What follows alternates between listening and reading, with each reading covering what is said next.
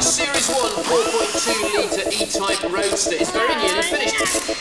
Doesn't it look gorgeous?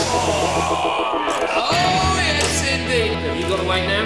I'm about to put the car back on its wheels for the first time in 6 months. Oh, I can't wait to drive this car!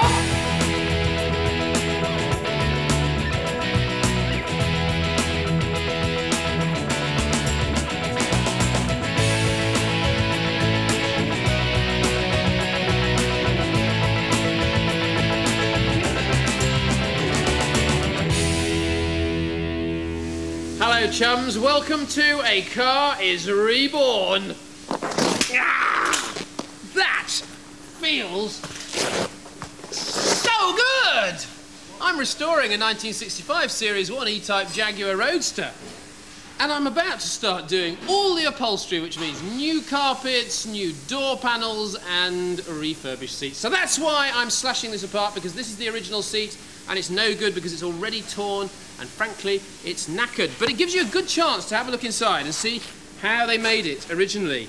There's this horrible coarse padding inside, like so, that comes out, and then underneath all these rubbers that just give you a bit of suspension in the seat like that. But basically then all comes off a frame which has started to rust, you see, and then all you got to do is, once you've got that off, like so, you can take all the inside bits off, that's no problem at all, sandblast the frame, spray it up the light grey that it was originally, put it to one side, and then get your sewing kit out and put this back together.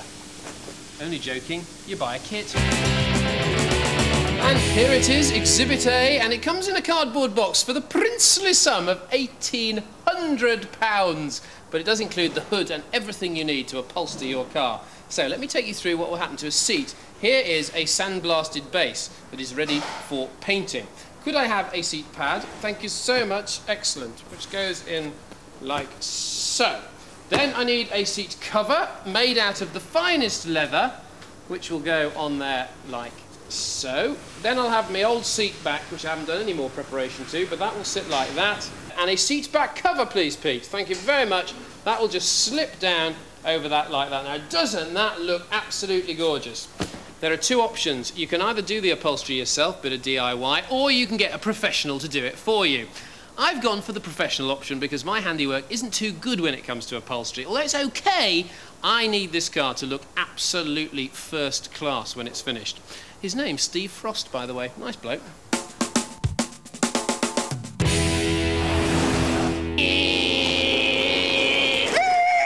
As if by magic, two seats are now completely upholstered.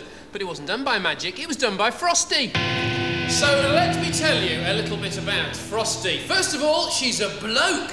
This is his toolbox, one of the only fully upholstered, carpeted toolboxes in Britain. He's worked for AC cars on things like Cobras, not as powerful and lovely as this, I might add, and we won't hold that against him. He's also worked for MG, and he's here now working on my E-Type. Frosty, matey. This is very 70s, this carpet. Did you nick it out of somebody's house? London Transport, actually. Was it? Yes. What, out of a bus? Yes. Top job! That's what I like. Why is it carpeted? It's carpeted so you can rest it on the car's bodywork without scratching it. Hey. As long as you haven't put it on the floor and got a load of grit on it. That's why you're the expert and I'm the amateur. Now, we got quite a lot to do on here today. Alright, so we've got carpets to put in, seats which you've finished. Yeah, they're all done. So that's all done and sorted. Centre console's all done. Okay, so that's all pre-made. Now you could, if you wanted to, actually make all the upholstery from scratch, couldn't you? Yes. Why aren't we? It's just easier to buy a kit already made for the time element, that you've got everything there, the kit comes with every little part you need, rather than if you've got an old car and some of the panels are broken, you'd have to remake the panels. Where the kit comes in, all the panels are already there for you, all made, all new woods or aluminium, whichever they are. So even if you buy a kit like I have, is it still a job for a professional to fit all this, or can a rank amateur like me have a go? If you wanted a concours winning car, you need a professional, but it's quite all right for a DIY public to do it themselves. Just got to take your time and literally do one bit at a job. Don't try and do too much all in one go, otherwise you end up forgetting where everything's gone. Just don't sort of cut anything until you're 100% sure. Double check everything before you cut, because once you've cut it, if it's in the wrong place, you've ruined it. The deal here is I want to obviously do as much of this as I can myself. Yep. Okay, so you're here to supervise. First job is what? To fit the sill foams and then the vinyl which goes on there. That's the first job. Sill foams and a bit of vinyl.